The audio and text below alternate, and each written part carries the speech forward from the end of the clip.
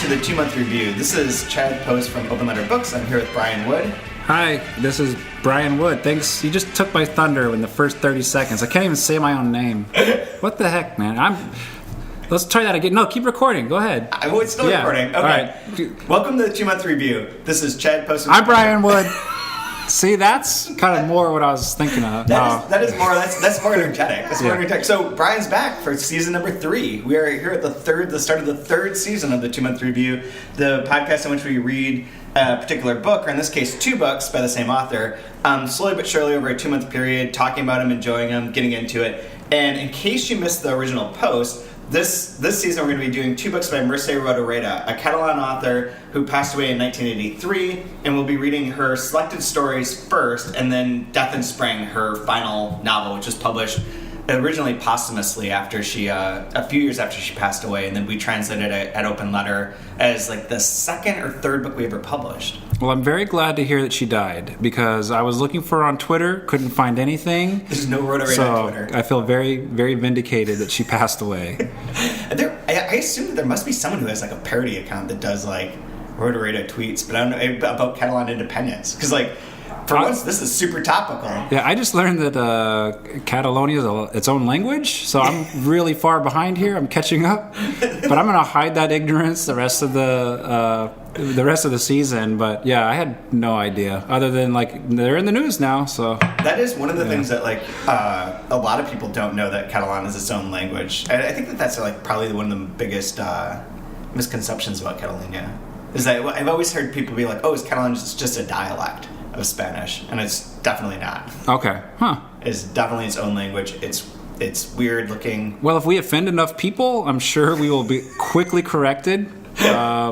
Twitter's a great place to correct people, so I'm sure that'll happen. We'll just put every statement just on there straight. Yeah, sounds good. Catalan, dialect of Spanish.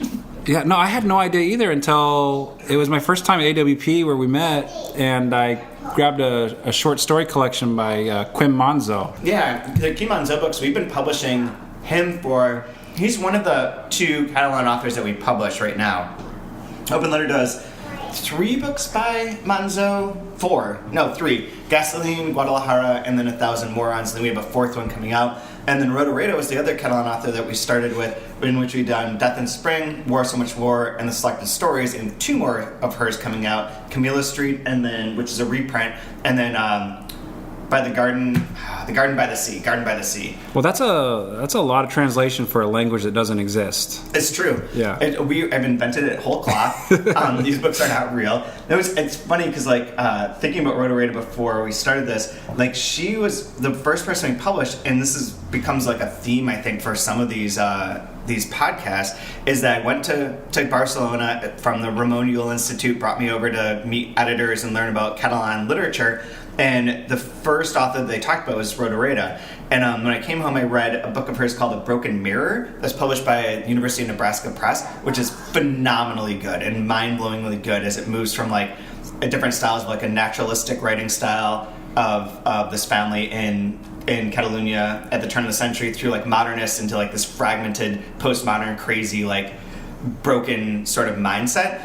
And was immediately interested in finding out what other books of hers were available, and that's how we led it to Death in Spring, and then to these selected stories. Well, that all sounds miserable to me, but I'll try to keep an open mind as we read the short stories and the novel. But before we get too deep into talking about, is it Mercè? Is that how you say it? Yeah. Okay, Mercè.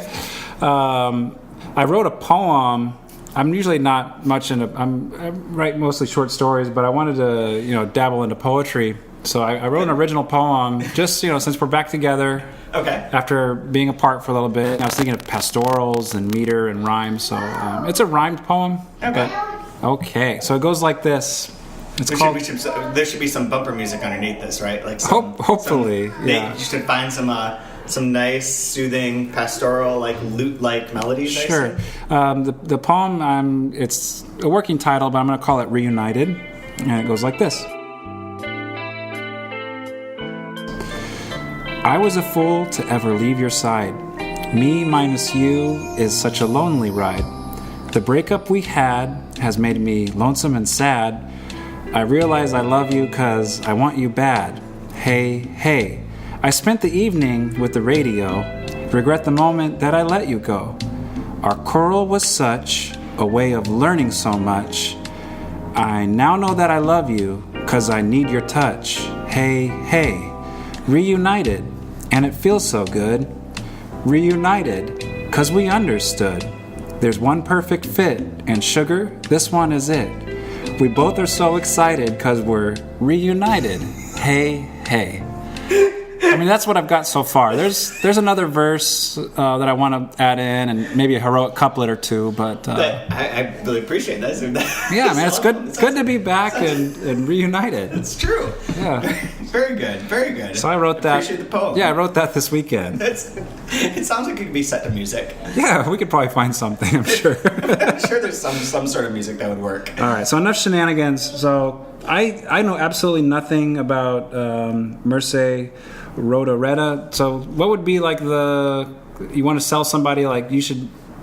She's important. She's like what about her? What do I need to know? She has her own prize that's named after her for short fiction in Catalonia, which sort of therefore she is important because she has this prize. Sure. But like working backward from that, she's often considered to be the greatest Spanish writer, Catalan writer for sure, and probably Spanish writer of the 20th century. She wrote a book called Time of the Doves. Wait a second. She's a woman, so it has to be greatest woman writer because it can't be just writer, right? This used to show up a lot. I bet. It was remarkable the number of times you see like the greatest female Catalan author or greatest female writer from Catalonia of the 20th century, which is just ridiculous that you have like that sort of like caveat to it. Yeah. I mean, even so far as like she's probably one of the greatest. She's just one of the greatest writers of the 20th century. She's very much in the like Virginia Woolf school and like influenced by Woolf, by Proust, by all those people, and also like was writing like them. Gabriel Garcia Marquez has a quote from her funeral in which he said, "A writer who still knows how to name things has already won half the battle, and Rodoreda knew how to do that as well as anyone,"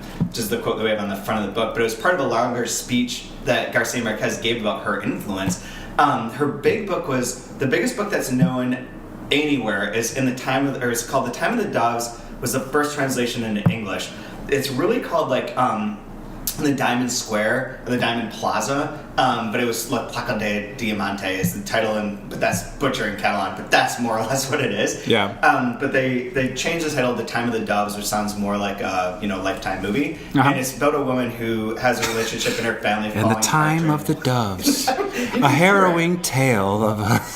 Funnily enough, a few years ago when we did Death in Spring, they had a Catalan, what do they call it? It was like Week of Catalan stuff in New York. And at the Baryshnikov Center, they had Jessica Lange read in The Time of the Doves, like a reenactment, a single person monologue of it. Perfect. So it's perfect. Yeah, and she did a spectacular job. Sure. It's a really moving, somewhat more conventional novel than much more than Death in Spring. Although I believe the two of them were initially she started writing those two books at the same time. Okay. But Time of the Doves, love story, family falls apart, the war intercedes. Because one of the things about Catalonia that you might know is that during the Spanish Civil War, Franco was very opposed to Catalonia. In Catalonia, therefore that's why their language was banned for so long. It couldn't be taught in schools, it wasn't on street signs, it wasn't like public.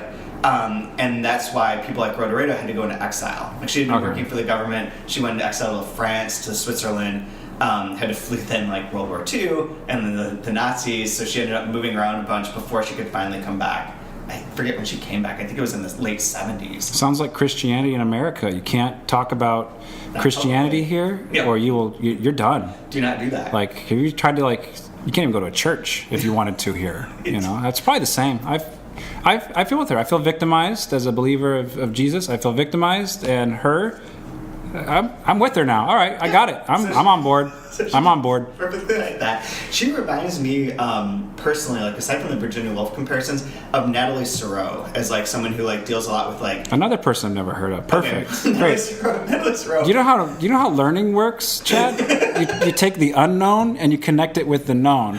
Yeah. Okay. So I'm building unknowns together. So like, how about Anne Rice? Yeah, sort of like Anne Rice, but like instead of vampires, you have emotions. Oh, okay, got it. Yeah. Perfect. Yeah, so like you stab the emotion and it dies. Like the way, and we'll talk about this when we talk about the stories, but there's, especially at the beginning of Rodoreda's writing career, there's a lot of moments in which there's like a heightened emotion, heightened idea that's hard for like the person to represent or to internalize. and the way that sort of draws and creates the fiction at her time when she's writing these stories in like the 40s, 30s, 40s, 50s, wasn't necessarily as common as it is now. So I think when we get into this, like the initial stories are going to seem somewhat conventional, but yet really well constructed, and her writing's going to get crazier and crazier as we go down to like Death in Spring, where it's very much like symbolic, very like surreal, not part of like a normal world. So she's covered this huge range, and that's one of the reasons I think she's still so popular. Yeah.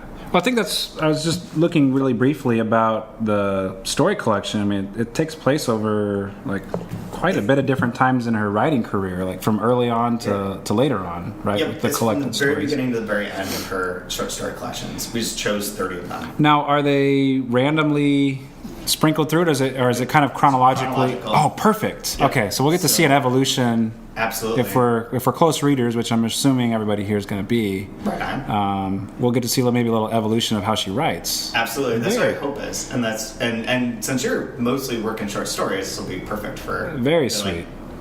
To dissect.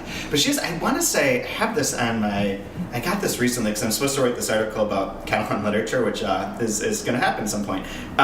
Wait, let me interrupt you real fast though. I would be interested though, people listening, if there's a certain way you want us to talk about a short story collection, because I know it's not something that's usually it's novels, or you'll talk about a specific short story. So I thought if there's a certain way you want us to talk about the short stories, like give a certain amount of time to each one, or like you pick on a favorite and we'll just talk about that one for an episode.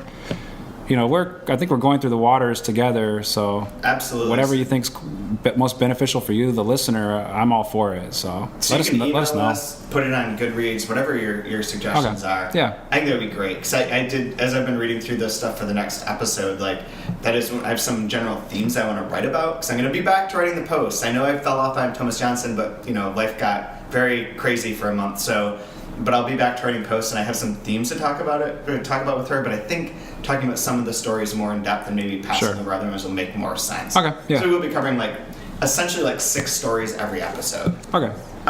Just to lay down her importance one more time, I asked the Ramon Yule to give me a list of who were the most translated Catalan authors, and Albert Sanchez Pinyol, who wrote a book called Cold Skin that's available in English, is the most translated, which is, I think that's a testament to the nature of contemporary publishing, in which they had a book that there's made a movie of it. It was a fairly best-selling book in Spain, and the industry knows how to deal with getting those books out there. Immediately, here's the hot young author, Sanchez Pinyol, because he's not that good. No offense. That's on Twitter. That's going to have some Twitter ramifications, but it's Shots fine. fired. He's fine. Yeah. But then Mercè Rodoreda is number 2, and the Time of the Doves, or the In Diamond Square, has been translated into 35 different languages. Wow. So she's Not one of those. Not a big shocker. I feel super dumb for not really knowing anything about her or having read her, and she's like this, It doesn't help. It's hard to this giant monolith of 20th century literature. Big surprise. Another one I haven't read. It's hard to get people to pay attention to dead people. Yeah, that's a good point. Well, if I don't connect with her background or her personally, I shouldn't have to read it. So it's true. I'm not used to this. So they talk about sewing, and they sew individually. That's ridiculous. She's a machine for that. I'd throw my socks away, buy a new pair. This is America. Come on. I'm gonna fix it. How'd you do that? They also there's a lot of gardening metaphors in here. Things that we're not. Are very different from the time period in which she was writing. So then that's kind of the map then. We're going to do this for, is it 6 weeks? I think it's 5 and then 5? 3. I have that right here. It is, to be exact, we will be doing 5 weeks of the stories. The first one is next week on November 2nd. We'll cover pages 1 through 50, which is the first 6 stories. Okay, cool. And then 4 weeks of Death in Spring. And then just for housekeeping, it's the same crap as last time. You go to 2%, whatever. What's 2percentmilk.com? What's your website? Well, if you go to the openletterbooks.org website, Look, I'm trying to help you. How the hell do you buy this stupid book? All right? if you go on there, This is what you do for a living. Sell a freaking book, why don't you? God go damn. to openletterbooks.org. What's wrong with you? This is what's wrong with book. You guys are these just nervous, sweating assholes. Nobody likes reading. You don't know how to promote yourself. I'm trying to help you.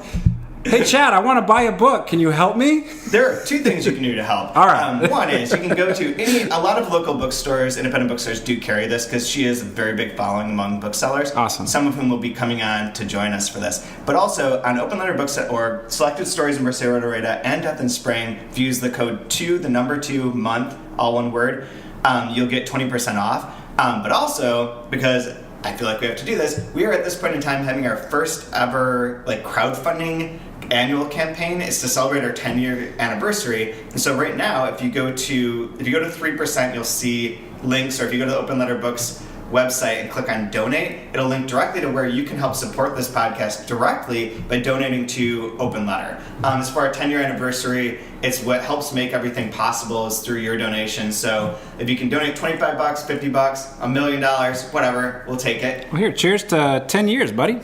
Clink. Hell yeah. That's amazing. So you can do that too. That's very helpful. But I just want to interject that here so we know. But yes, you can buy the book through the website, 20% off, and a lot of independent stores have this because she really struck a chord with Death in Spring. It was reviewed on NPR. It was it's our second best-selling book of all time. So, awesome.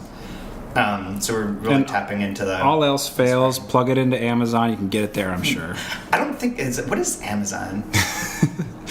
I think they sell groceries. Oh, that's right. If I the recall. grocery place. Yeah. They do. Yeah, they do sometimes have some books on there too. But yeah, you can get it from Amazon. You can get it everywhere. I don't know if there's anything else to add to preview her. I'd say that she's got a lot of books that are available. I think these two are two very good representations of her work. And I also want to do one shout out is that Martha Tennant is the translator of both of these, the Selected Stories and Death in Spring. She is not going to be able to join us on the podcast this season, but throughout, should keep in mind that she's the one who brought all of this into English. And when we get to Death in Spring, there's some particularly interesting word creations that she came up with to try and capture Rodoreda's strange prose. So it'll play out through there, but unlike the past times, we won't really have her to be bouncing some ideas off of. So it'll be an interesting little change for us. Is there a particular reason why she didn't want to come on? Was she afraid of the podcast, or just likes her privacy? Yeah, she's terrified.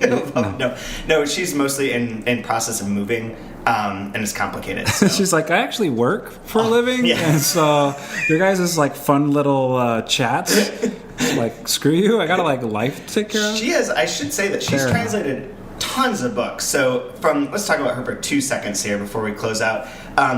I found a bio from her that I don't think is accurate, or I don't think it's up to date, but it says that she's translated a book of short stories and 12 novels, 4 of which are co-translations with her daughter, which includes War, So Much War, another Rodoreda book that we published that was with Marusha and Martha. But then she also has shorter translations that appeared in Epiphany, Two Lines, Words Without Borders, Public Space, World Literature Today, Pen America, and the Review of Contemporary Fiction. 2 of her translations were finalists for the Best Translated Book Award, and in 2009 she received a fellowship from the National Endowment for the Arts, which I believe was for this book, if I remember right. I can't remember if that's true or not. I think it was for the Selected Stories. Big deal, National Endowment. They give those to anybody. Come on. Just all over the place. But I think she even has more books than that now. So if you start looking into... Holy cow. If you start looking into Catalan literature, there are 3 major translators. Martha Peter Bush, Marianne Newman, and then Mara Faye Leatham, who is going to be joining us towards the end of this season to talk about Rodoreda and to talk about Catalan and Catalunya, which is one other thing to throw out here is that we are reading from a writer who is sort of a rebellious Catalunian person at a time in which Catalunya has declared its independence from Spain and the world has gone to hell. So this is the perfect example of you give it to an American audience, and they say carefully wrought prose, style more readily brings to mind the writing of Toni Morrison. Yeah. See, that's the way you nail it. Everybody knows Toni Morrison, and being black in America, the difficulty of that. Like, see, let's make it as reductive as possible. Rodoreda, Toni Morrison, I got it. I'm on board. Let's go. Same thing. Death and Spring shows a brutal moral force of Cormac McCarthy. Boom, got it. Let's go. It's really tough being Cormac McCarthy in America. With his experiences as a white dude in the South or Texas or whatever. One of the other boys references Nabokov, which is probably not a good. Norbakov. Too hard. But anyway, so next week, first 50 pages, first 6 stories. We have a special guest. We're gonna keep that a secret until you hear the episode because it's gonna be interesting. Spanish Toni Morrison. Spanish Toni Morrison. And she's not from Spain or Spanish. Whatever. Same thing. Next week. Reunited.